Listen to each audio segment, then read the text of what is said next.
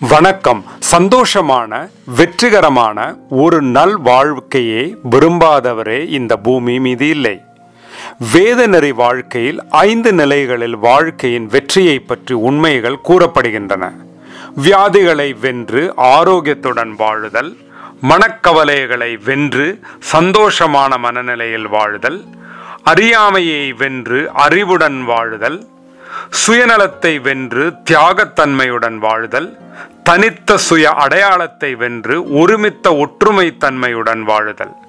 மேற்கூறிய 5 வெற்றிகளையே 5 நாட்கள் தீபாவளியாக நம் முன்னோர்கள் கொண்டாடும்படி அமைத்துள்ளனர்.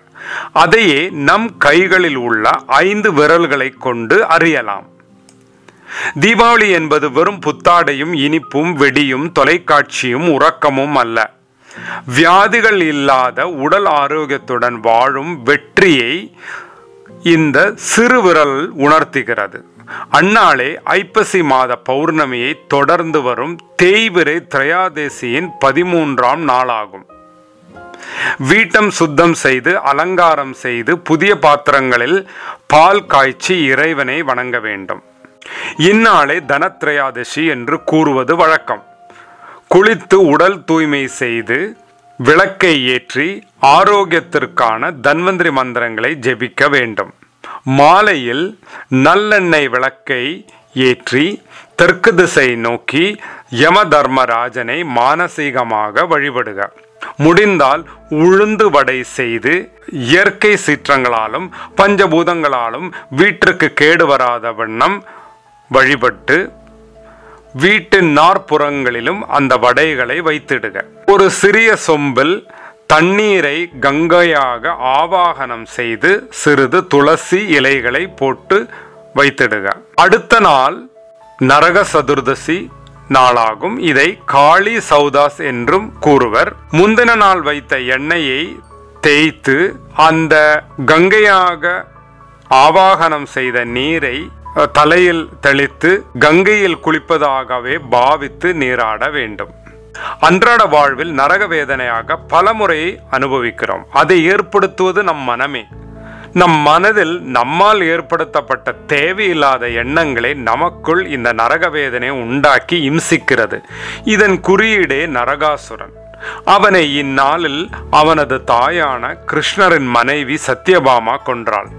நம்மால் உருவாக்கப்பட்ட வேண்டாத எண்ணங்களே நாமே அகற்றுவதன் உருவகமே சத்யபாமா தன் மகனை கொல்வது ஆகும். நமக்குள் நரக வேதனையை உண்டாக்கும் தீய எண்ணங்கள் 6. அவை காமம், குரோதம், மோகம், லோபம், மதம் மற்றும் மாத்சரியம் ஆகும். இவற்றை வெற்றி கொண்டதன் குறியீடாகவே வான வேடிக்கைகளை வெடிக்கப்படுகின்றன. 3ஆம் நாள் நம்முள் இருக்கும் அறியாமை என்ற இருட்டை விரட்டிய நாள். அன்று அமாவாசை. இதை உணர்த்தவே தீபங்களை ஏற்றி வழிபடுகின்றோம். மகாலட்சுமி என்பதும் வெறும் பணம் என்று பலர் எண்ணுகிறார்கள். இது தவறு. மனித வாழ்க்கைக்கு மிகவும் தேவையான 16 தேவைகளை அதை தரும் லட்சுமிகளாக உருவகம் செய்கிறோம். இவையே 16 பேர்கள். அதனால்தான் பரிபூர்ண அமாவாசை மாலையில் லக்ஷ்மி பூஜை செய்து செல்வம் தரும் ஜீவாதார சக்தி நமக்குள் உயர்த்தி கொள்கிறோம். 4ஆம் நாளான பிரதமை நாள் நான் என்ற ஆணவத்தை வெற்றி கொண்டதன் உருவாகமாக நம் ஆள்காட்டி விரல் உணர்த்தும். ஆனால் இதே விரல் தான் பூரண விழிப்புணர்வு நிலையையும் குறிக்கும். நமது ஆணவத்தை தவிர வேறு சிறந்த வஸ்து பலி தர இல்லை என்று மகாபலி உணர்த்தினார் அல்லவா? அதையே நாமும் செய்ய வேண்டும். இந்நாளே நமக்கு சித்திரை 1 போல் வடதேசத்து ஆண்டின் துவக்க நாள் ஆகும். இயற்கை மேகங்கள் மழை பொழிய மலை காடுகள் மிக மிக அவசியம். தான் வாழும் பகுதிக்கு உரிய பருவமழையை தருவது கோவர்தன மலையே காடே என்று ஸ்ரீகிருஷ்ணன் உணர்ந்து தன் மக்களுடன் அம்மலைக்கு சென்று விதவிதமான உணவு வகைகளையும் பரிமாறி அன்னக்கூடை பூஜை செய்த நாளே ஆகும். இந்த நாளன்று நாம் அதேபோல் கோவர்தன பூஜையை செய்யலாம். கட்டை பெருவிரல் ஒற்றுமையை குறிக்கும். உலகில் நான், எனது, என் நலம், என் குடும்பம் என்ற உணர்வுகள் போய் அனைவரையும் அன்புடன் அரவணைத்து உதவிகள் புரிந்து சகோதர உணர்வுடன் ஒரு குடும்பமாய் வாழ 5ஆம் நாள் பையா தூஜ் என்ற விழாவாக கொண்டாடப்படுகிறது. வீட்டில் உள்ள சகோதரர்களுக்கு உடன் பிறந்த பெண் பிள்ளைகள் தூய அன்பின் அடையாளமாக வீர வெற்றி திலகமிட்டு அவர் வாழ்க்கை நலமுற இறைவனை வேண்டுவர். உறவுகளுக்கு இடையிலான கருத்து வேறுபாடுகளை களைந்து ஒற்றுமையுடன் வாழத் தொடங்க ஒரு சந்தர்ப்பம் இந்நாள் என்பதில் ஐயமில்லை.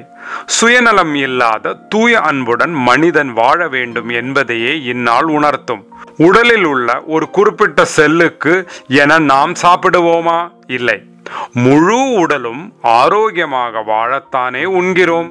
அதுபோல நமது குடும்பத்தின் வளர்ச்சிக்கு மட்டும் பாடுபடாது முழு மொத்த சமூகத்தின் முன்னேற்றத்திற்கும் பாடுபடுவோமே. ஏனென்றால் பிரபஞ்சம் என்ற உடலில் நாம் எல்லோரும் செல்கள் அல்லவா? யாதும் ஊரே யாவரும் கேளீர். தீபமங்கள ஜோதி நமோ நமஹ. ஓம் சாந்தி சாந்தி சாந்தி. நன்றி. தீபாவளி வாழ்த்துக்கள்.